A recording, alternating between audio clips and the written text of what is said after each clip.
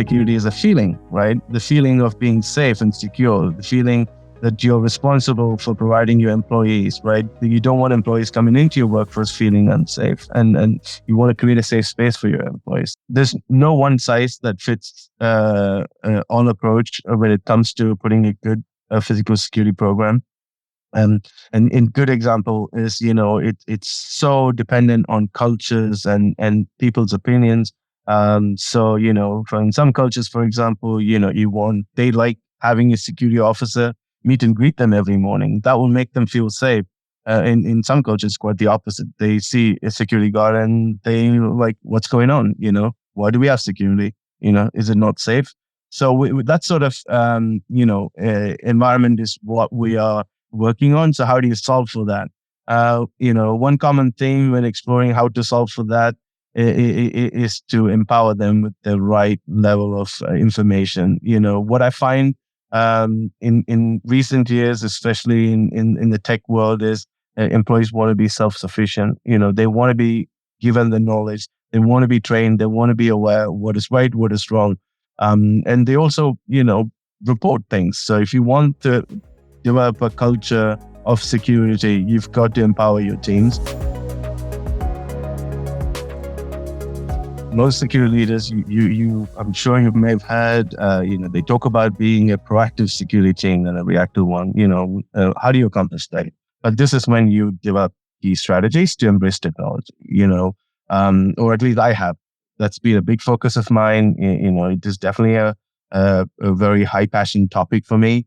How I've approached it, try to automate the tactical workload, the mundane stuff that comes in, use the time and resources for better being prepared for a crisis or an emergency situation or threat mitigation, for example. So having your way to success and, building very large security teams, it does exist, in some organizations. It makes sense, for them to deal with volume.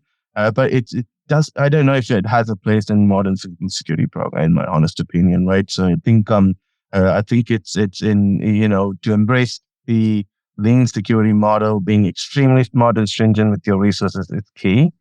Obviously easier said than done, you still have to deal with the workload, but this is where security leaders with a strong vision that can demonstrate true value and elevate the security program at your organization.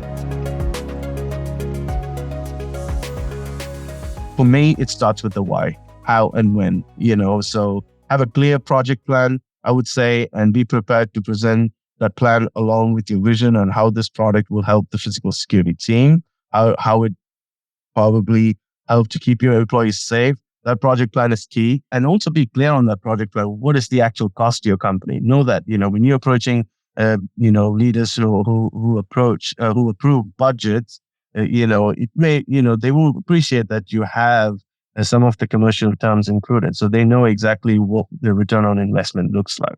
If possible, have some dollar value associated with not having this product. What are the risks, right? If you don't have a solution in place using this X product, what are the risks? And what does the equate to a dollar values? Again, financial approvers, they will look at these. And these could be very invaluable for risk management teams who often sit under finance and can help you with budget approvals.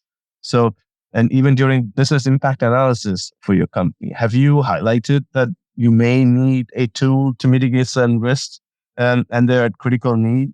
If yes, go back to those teams, leverage the analysis they've done and present that to your leadership. Include that in your project plan saying, we've done an analysis and the risks were highlighted, and the mitigation is to have a solution of this nature.